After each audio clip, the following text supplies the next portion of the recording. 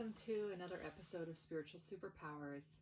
Today I'm going to be talking to you about medical intuitive. There's a lot of different types of medical intuitives out there, and I thought I would talk a little bit about who I use and how I practice as a medical intuitive. In lockdown for the good chunk of the last 9 months, as well as practicing social and physical distancing, we're really lacking that touch and that engagement with people. So as a massage therapist, I'm fortunate enough to legally be allowed to come in contact with people and touch them for an hour, hour and a half, 2 hours.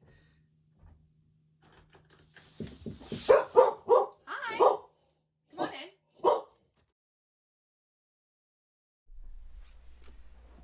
All right, so let's talk about you being a medical intuitive.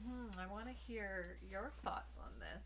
Okay. Because this is interesting. I have been trying to film an episode on medical intuitive. First one I recorded, the sound didn't work. Then yesterday I tried to record an episode as well and kept getting interrupted. So I'm taking it as a sign that we are not meant to do this episode at this time. And we're going to ask your pendulum about that. But first I want to hear your theory. I wonder, because I think you already are a medical intuitive. Oh. Someone's here.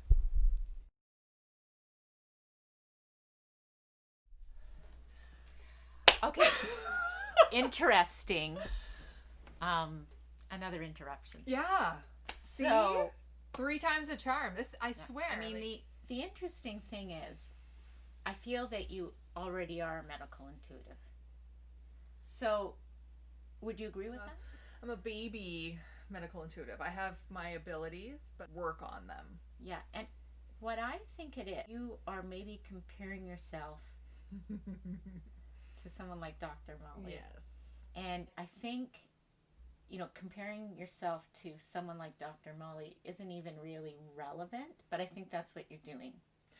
And in the episode or in the video, I was actually explaining the differences and how because I just had a treatment with Dr. Molly. Her ability to see on so many different levels is just so impressive.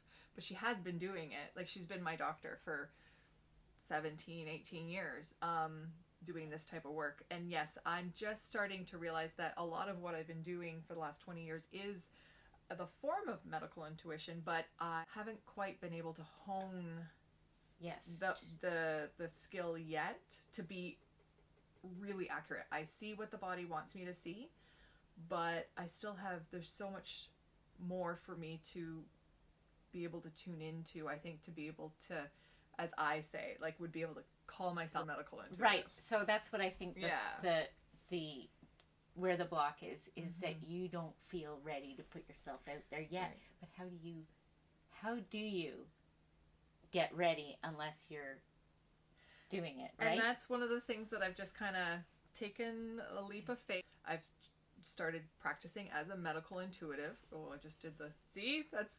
Yeah, I know. I did that the other day too. We gotta stop. I'm practicing as a medical intuitive. No quotation mark. I remind myself of when I first got my license as a massage therapist. I had 2,200 hours under my belt of hands-on treatment. I was still fairly new at it, and I just had to get out there, call myself a massage therapist, and get more comfortable with the practice. Now here I am, 20 years later, definitely a master. And I think that's what I was waiting for, was to get 10,000 hours and be perfectly comfortable to call myself a medical intuitive, where I've just given myself permission to work as a medical intuitive and continue to build my craft. Right. And I think you have. You've been a medical intuitive probably longer than you even realize that, So I would say you have that time under your belt. I think you just have to give yourself permission. Yes, I'm trying. I do know many other medical intuitives who are just brilliant at what they are able to do, and I would love to be able to do that. I just have to put the time in.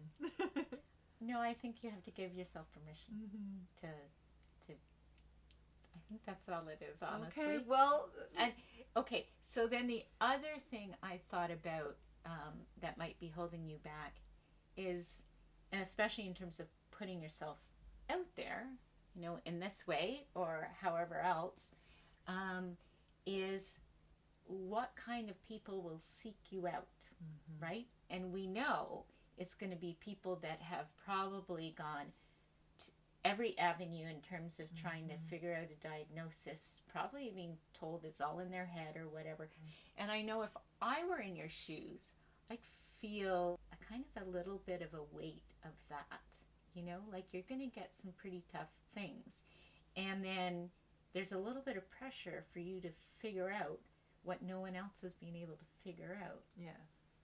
Yeah, you definitely hit the nail on the head there. Yeah, there's a big responsibility.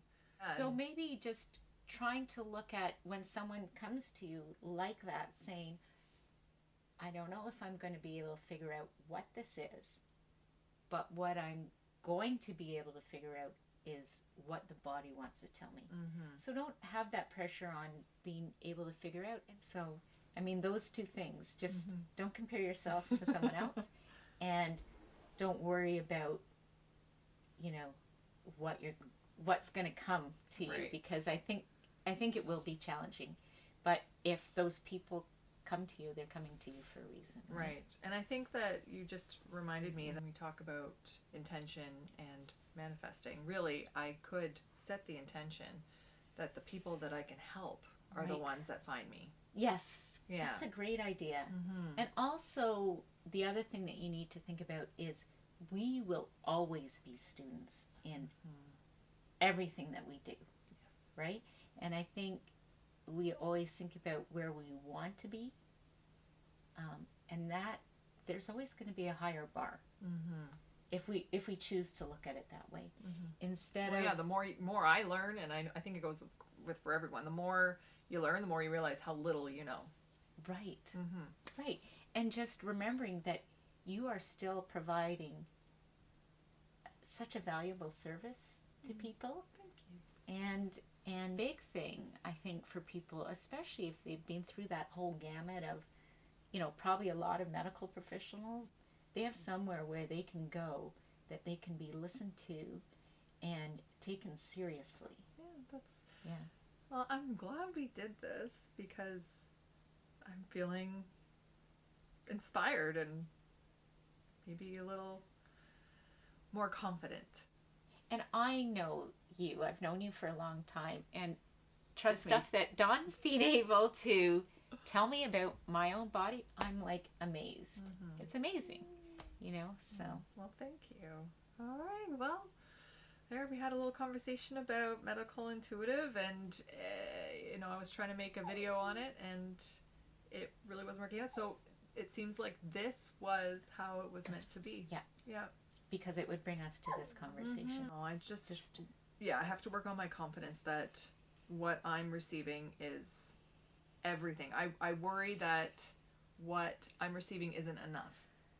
That someone can get more information and do a better job than me. If they do, there's a reason for that. Right. More for you than maybe for them, right? But I think you'll get challenging situations, and I think that's what you're a little scared of. Like that too, yeah. And that is a factor because in my previous practice, I would get really difficult cases. And at that time, I was working a lot of hours, seeing a lot of patients, and it was a lot. And you just feel so responsible. And, you know, I give my heart and my soul into my work, and it became too much. So there is that fear factor there that... And you have to protect yourself. You don't have to give your heart and soul to still make a huge impact on that person. Yeah, it's all about finding our way. Gosh, yeah. We all have our, you know, days and our doubts, and, you know, especially when you're doing this kind of thing. Yeah. So it sounds like I still have some core beliefs around issues around worthiness and self-worth. And it's interesting. This takes me back to a story about yoga when I was, you know, teaching a lot of yoga. And I remember going to a workshop with Rodney Yee, at the time, he was very, very well known as a yoga guru. Like, this is who you'd aspire to, the Dr. Molly of, yoga. And he started with this huge confession before he started his workshop. He said, if, at some point you have to leave, can you just come up and tell me or explain to me that you have to leave instead of just getting up and leaving? Because he says, I know I've been doing this a long time, but when people just get up and leave, I think they don't like me. Oh. And I end up walking around Whole Foods the rest of the day just with my head hanging down. And I'm thinking, wow, if a guy like that feels like that, no wonder I feel like that. We all feel like that at times. Not to let that get in the way of what you can give to people. That's so well said. Yes. Yes.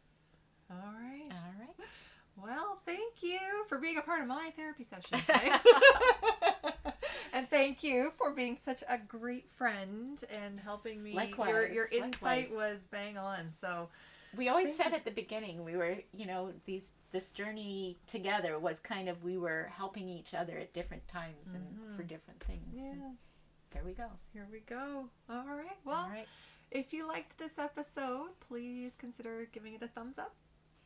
Yeah, and subscribe, of course, as always. Yeah, and thank you for being a part of our journey. Like, this is what it's all about. Community and being there for one another and being encouraging to take those leaps of faith and try different things. So thank you for coming along on the ride with us. Yeah. And we'll see you again. We'll see you soon. Bye-bye. Bye.